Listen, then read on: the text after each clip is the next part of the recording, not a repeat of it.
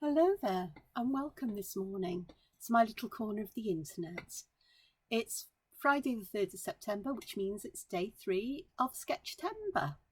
And you can see me using my hands to talk an awful lot there, and you may see this all the way through. So I've sped this up because I got myself into a long rambling story about builders. So I didn't think you'd want to hear about it. So what I'm doing here is day 3 is Saffron Crocus. I'm doing Deadly Dots' Sketchtember challenge, which is all herby type plants, herb and spicy type plants. And so the next page in my sketchbook is sort of like a greeny colour, and Saffron crocuses are purpley blues and bluey pinks or purpley pinks and so on. So I just thought it would be nice to use different coloured papers, and I'm using papers for collaging here. And I start though with giving the page a title, so practicing hand lettering, perhaps even making a muck-up of it. But I drew a nice wavy line on here. I used pencil, and this is a Tombow Fudenasuki pen, so I can vary the thickness of the lines with pressure. And I am not a brilliant hand letterer and things like this, but you know, got to try and see what happens, and it's a sketchbook, so it will do. And if the worst comes to the worst and I really hate it, I can always cover that up. Not a problem, just add another layer, it'll be fine. And if there are any black bits stick out, then I can cover it up or disguise them with more black lines to make a pattern. So here I've dug out a few pieces of paper I'd previously coloured with Distress Oxides, and I was choosing colours that I could use to draw on. And this is what I've decided, because the actual purple is quite similar to a saffron iris and saffron crocus. And so I've got a couple of little pieces there, and then I found this other one which is beautifully coloured and would work really well as such, and I decided I'd use that one, and that one's the only one I actually ended up using, I think. Yes, it was, because I've got my page here.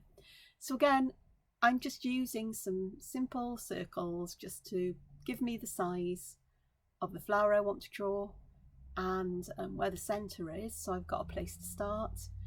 And I'm looking at a reference photograph, and I'm drawing crocus flower as seen from above, more or less. And they're lovely because they've got, it's like 3 layers of petals on top of 3 layers of petals, but staggered with each other. I haven't done a very good job here of drawing them, but nothing is perfect in nature. And if I was to draw this for one of my entangled drawings, it would be drawn perfect. But the stamen in the middle, those long things that are sticking up, those are actually what are saffron. They're dried and then they're used to flavour and to colour various dishes. And they have to be hand-picked, and it's incredibly labour intensive, and saffron is incredibly expensive for a herb, a spice. I'm not quite sure which you would describe it as, but it's absolutely delicious, I have to say that. So you can see there I added some shading to the petals with a fine pen. I'm using a 0.35 for drawing the flowers and a 0.1 to add the little lines, to add some shadow to the flowers. I'm doing the same here.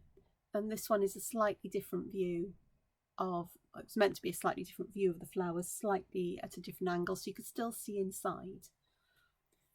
Crocuses are flowers I associate with spring, and they and snowdrops, the first sign that winter will be soon coming to an end, certainly here in the UK. And they always bring me joy when I see them if I'm out and about in the springtime. Not so much over the last year or so because we've been in lockdowns and things like that, but I did get to see some this year before things all kicked off again with you know, the dreaded P word. And it was lovely. It lifted my heart, or perhaps it was just bad weather. It was bad weather, so I don't walk in bad weather because doesn't make me feel good to get cold and wet and, you know, freezing cold.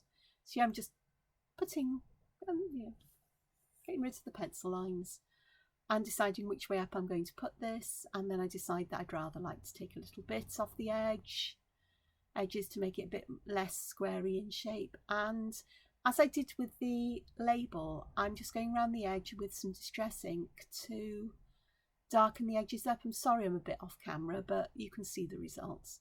I didn't stop and think to see if I was on camera so you could see what I was doing. But it just adds a darker edge, and I do like darker edges. And there, where am I going to put this? Let me try some other places before the glue dries. And there you are, getting rid of the pencil from the saffron. Then I decided to draw a whole saffron crocus because they are bulb plants, they're spring bulbs. I think they're autumnal crocuses, I could be wrong, but I associate them with spring. And they have these roots that come out, which are quite interesting, and they're fun to draw because I can get them to overlap and do all kinds of weird and wonderful things. And I thought I'd sketch this out basically in pencil because I wanted to make sure I got proportions and things right. But did I pay attention to getting it sort of like perpendicular, you know, so it wasn't a drunken crocus leaning over to one side? Oh no. But that's okay, it's a sketchbook, so it's fine. I can have wibbly wobbly off angle drunken pictures in there. The whole point is that I'm drawing, not creating a finished work of art in any kind of way. I'm drawing and sketching for the fun of it. And I prefer to draw with pen. It's possible I could have drawn this in pen, but not while I was talking and while I'm aware of time constraints, because I think even then I'd still, with something like this, put some pencil guidelines in. And I changed how I drew the roots and so on as I added pen, because I could. They were there just as a guideline and for me to get my head around how this could work. So yeah, so saffron is one of my favourite spices, and in some ways I love it in an Indian dish called shrikand. And shrikand is curd cheese that's sweetened with icing sugar and is flavoured then with saffron, and you soak the saffron threads, stems, which are the stamen of the plant, in boiling water, and then you decant the water off and mix it in, and it adds a really unusual taste. And it's one of those things. I don't make it often. I haven't made it for a long while. I'd make it with a soft cheese like Philadelphia, because I don't see curd cheese for sale as such here. And I have made it with cottage cheese, where I've mashed up the curds, you know, the little lumps in cottage cheese, and made it in a similar way. I've even tried making it with artificial sweeteners and sugar alternatives, and it's lovely. And I don't use as much sugar as in the traditional recipe because it is way too sweet. Indian desserts tend to be like that. They're delicious, but gosh, they give you they make my teeth itch because they're so sugary, but they're lovely. And here I am just adding some shading to the crocus, and this is nearly done. So I'm going to say thank you for joining me today. Hope you've enjoyed this and my waffle, and please take care of yourselves. Take time to be creative, and I can say I'm enjoying Stamptember. That's completely different, Sketchtember. So thank you so much, take care, and I'll see you soon. Bye-bye.